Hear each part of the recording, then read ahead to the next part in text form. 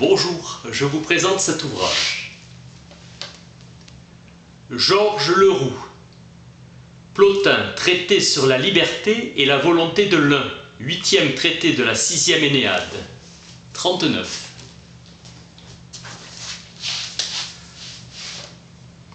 Question de la liberté pour l'un de se produire lui-même. Originalité du premier contre le caractère accidentel de l'un. Question radicale de la métaphysique. L'existence et la nature de la liberté divine. L'un plotinien est d'abord l'interprétation du Parménide de Platon. Chaque prédicat est assorti d'une clause de restriction destinée à marquer les limites du discours sur les entités supérieures et notamment sur l'un. La dialectique qui caractérise la construction du discours platonicien et aristotélicien n'est plus, chez Plotin, la méthode fondamentale de formation des concepts et des propositions. Difficulté de prédiquer donnant à chaque expression un caractère approximatif. La dialectique appartient au genre de l'être et plus on s'élève dans la considération des hypostases de l'âme et de l'intellect, plus on doit se rendre à l'évidence que l'énoncé de la différence doit être abandonné jusqu'à l'abandon du langage lui-même. Téléologie du silence. Affirmation théologique portant le ferment d'une interprétation anthropomorphe et subjective de celui qui est au-delà de l'être et de l'intellect. Du Timée de Platon, Plotin tire une conception du monde et de l'être qui pose l'ontologie dans le langage de l'organisme et de la pensée. Du sophiste provient l'ontologie pure, le langage abstrait de l'être. La richesse de la métaphysique plotinienne est d'avoir accepté cette sédimentation. La prédication de la volonté et de la liberté de l'un appartient à la mouvance du Timée. La transcendance de l'un est abstraite. L'expérience humaine n'est qu'une forme contingente de l'être et elle ne possède qu'un privilège qui est de fournir le langage de la métaphysique. La pensée de soi n'est pas un concept qui satisfait l'expression de la théologie. Seul le bien, qui dépasse les prédicats noétiques, par une ouverture sur l'amour et la liberté, peut rendre possible un discours sur l'un. Le bien est ce qui se veut lui-même. Il ne peut être saisi que dans le langage du désir et de l'amour, et il échappe aux seules considérations noétiques. La psychologie aristotélicienne de la volonté se trouve assujettie à la métaphysique du bien. L'un, plotinien, ne peut être identifié au Dieu créateur et à la première personne de la Trinité chrétienne, constituée en sujet dans une pensée qui intègre naturellement la volonté. La proposition de la volonté divine comme volonté de soi apparaît comme une proposition originaire chez Plotin. Volontarisme de Marius Victorinus et de saint Augustin. Plotin rejette toute conception technomorphe de la production de l'être ou de la création.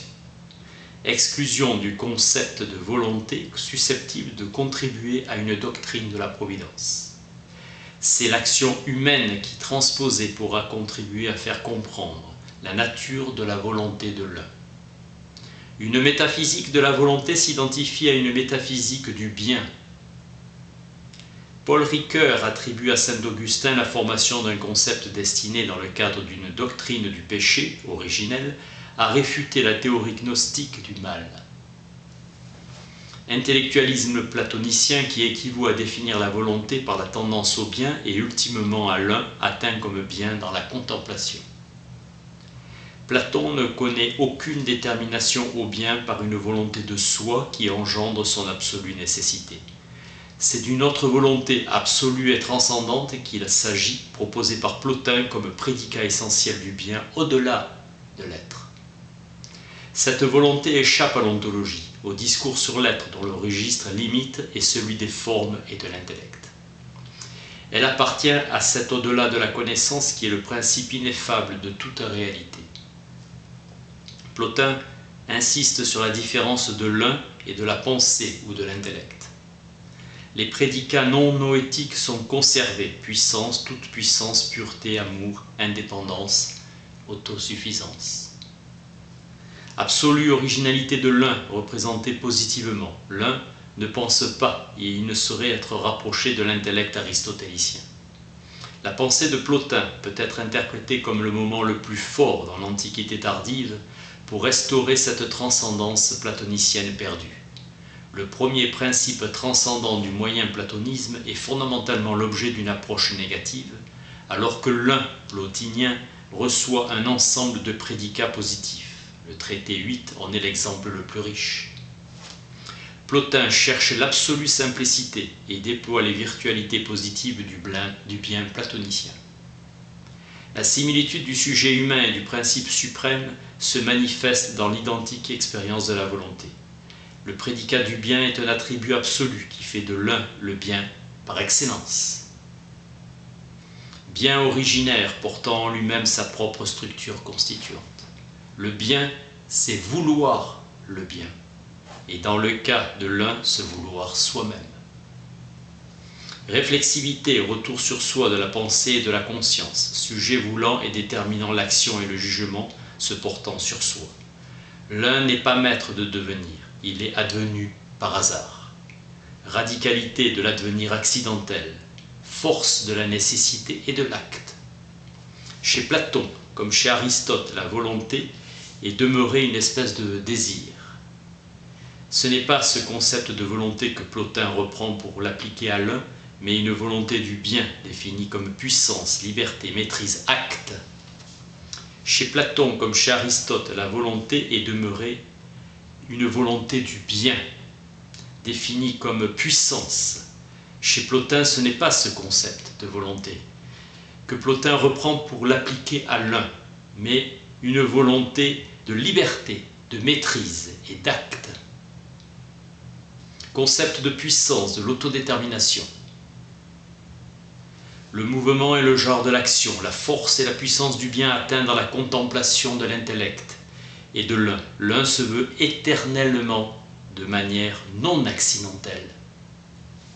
Sa nécessité est ce qui fait de lui le bien. L'un est placé au-delà de la conscience, au-delà de la réflexion. La volonté de l'un constitue le paradigme de la volonté du bien où réside la finalité de toute expérience éthique. La transcendance de l'un est objective, incommensurable. L'un, volonté, est un effort pour évincer le hasard de la théologie. La volonté par laquelle nous tendons au bien se trouve fondée sur la nécessité même de l'intelligible et de l'un, jusqu'à fusionner avec la volonté de l'un. L'un transcende tout discours. Tout discours constitue une transgression de la finalité ultime de la contemplation et de l'union. La volonté repose sur l'abîme de l'inexprimabilité de l'un. Le bien est objet d'aspiration, de désir, de tout être qui ne peut se satisfaire soi-même.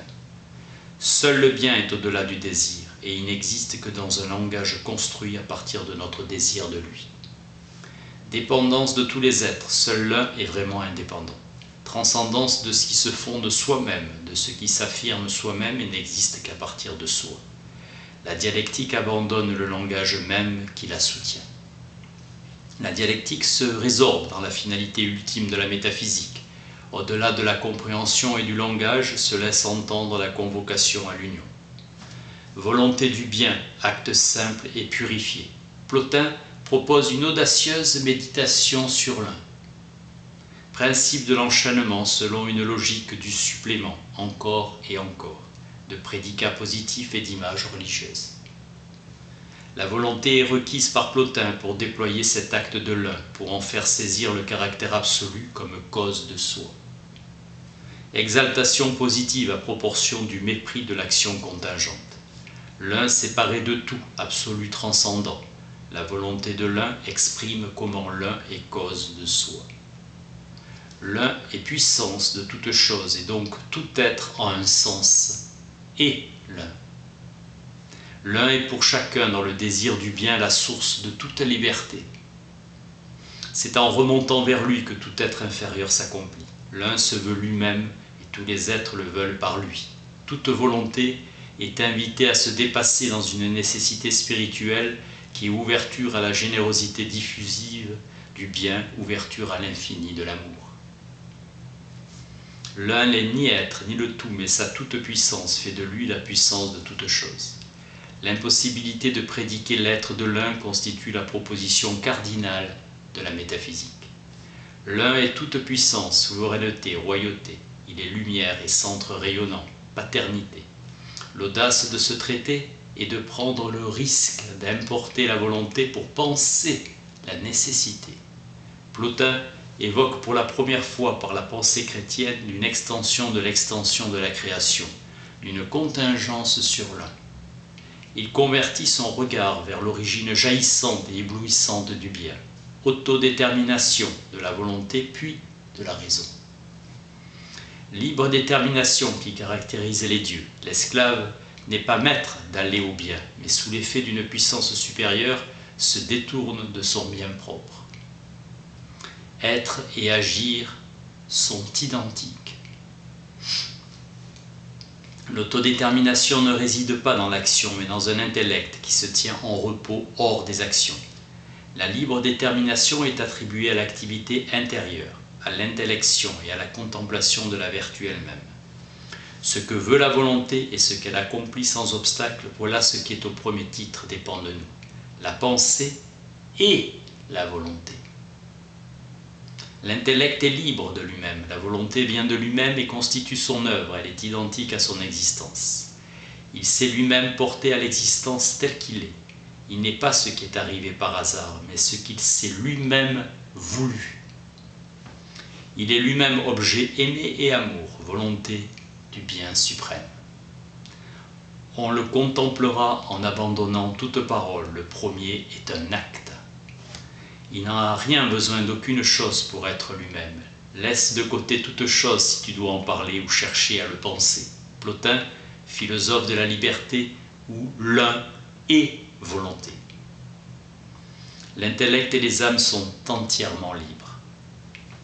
Seul le matériel est vraiment déterminé. Gollwitzer, Théodore, Bibliothèque de la Sorbonne. L'affirmation de la liberté est nette, contredisant le stoïcisme dans ses aspects déterministes. Henri Paul. Pierre Hadot fait remarquer que l'interprétation est biaisée par le mysticisme allemand qui insiste sur la perspective d'une origine radicale à partir du néant. Plotin n'a qu'un objet, écarter de l'un le prédicat de contingence. Plotin exprime la simplicité immédiate et originelle de l'un et Victorinus décrit le process par lequel le Fils se pose lui-même dans son autogénération. Concept raffiné de la libre détermination, thème de l'audace désignant des mouvements de l'âme, toute recherche par le discours représentant de quelque façon une témérité. Chaque être vivant selon la forme qu'il a reçue, thèse du néo-platonicisme. L'imagination ne dépendant pas de nous contredit la doctrine d'Aristote qui affirme que nous pouvons nous représenter les objets que nous voulons. L'esprit est libre des passions du corps alors que l'imagination en dépend. Les passions jouent un rôle actif, elles assaillent l'âme et réduisent sa liberté en la prolongeant dans le temps et dans le besoin. Si la liberté doit être tendance, c'est au sens d'une générosité, d'un acte qui se répand et non à la recherche d'un objet manquant. Métaphysique qui identifie l'acte à une puissance, et fait par contrainte tout ce qui a son principe hors de nous. L'obéissance à un être autre et esclave, mais suivre sa nature en tant qu'elle est inclination au bien, cela est libre.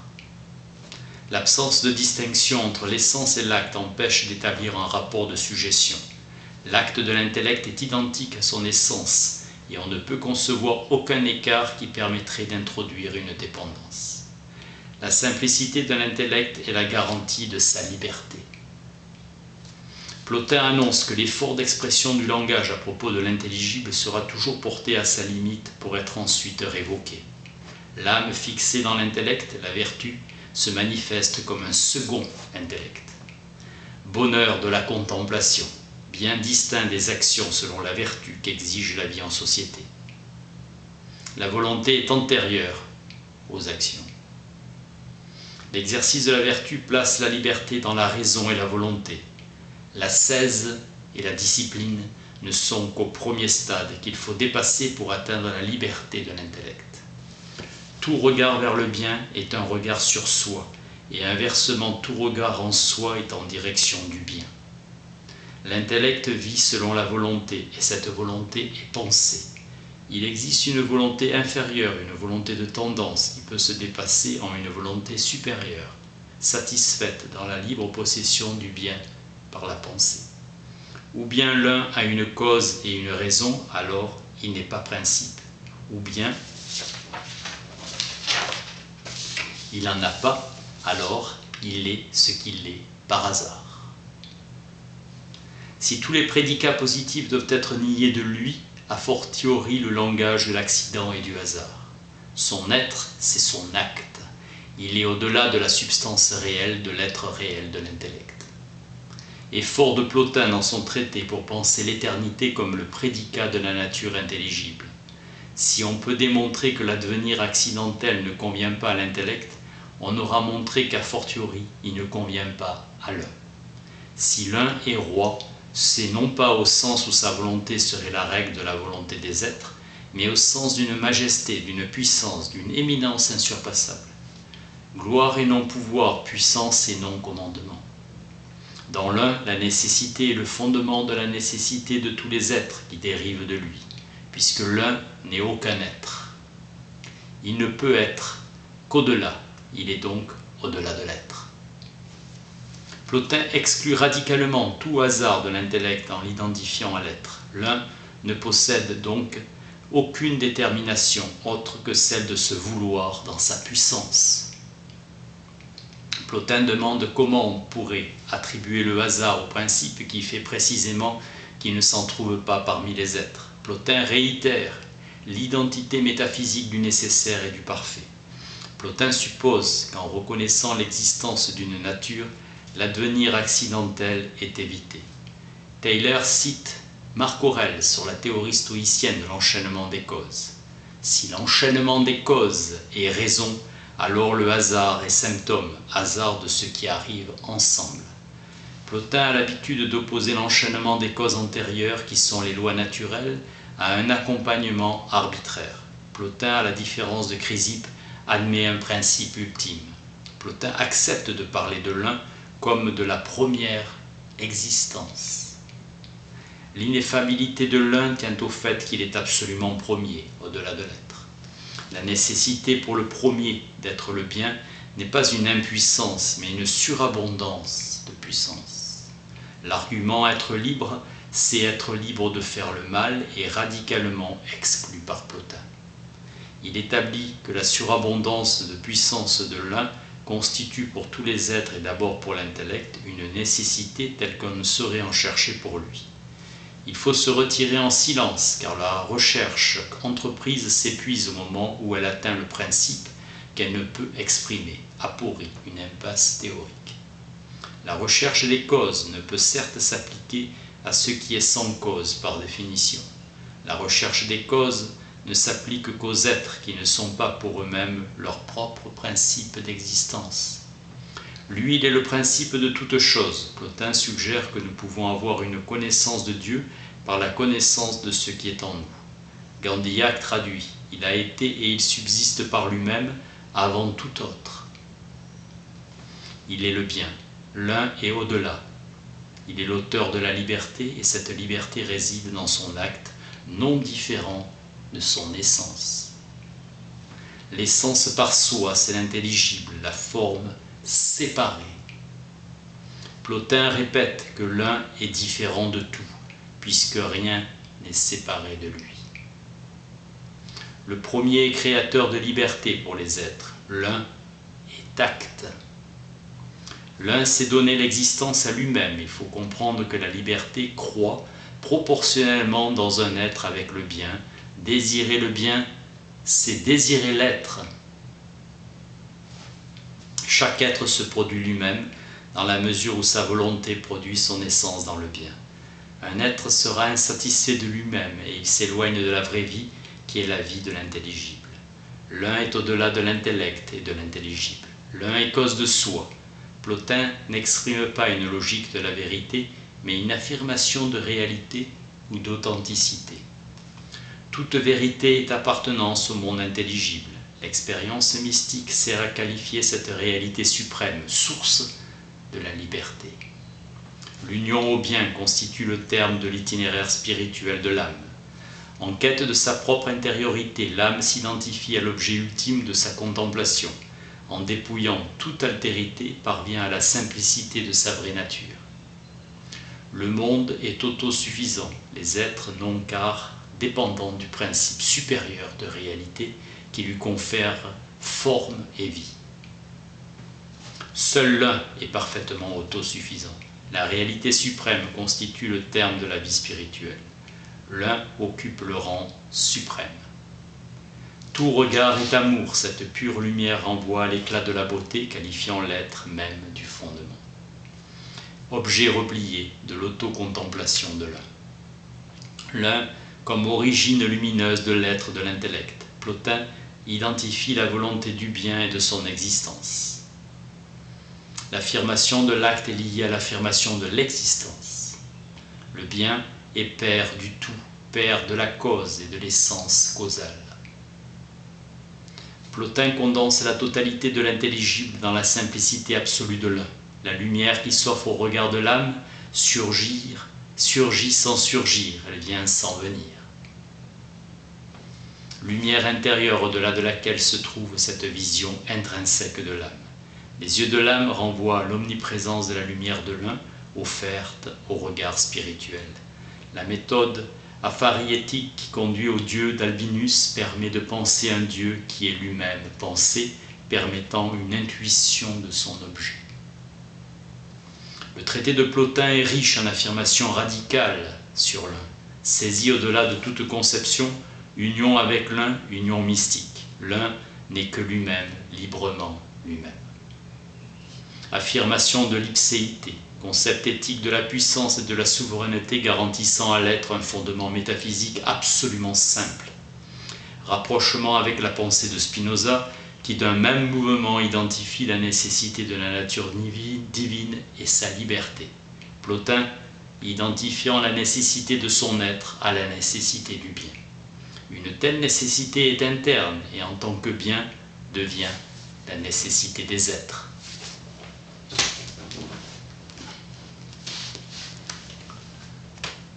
Présentation de Georges Leroux, Plotin, traité sur la liberté et la volonté de l'un, 8e traité de la 6e Énéade, 39. Merci.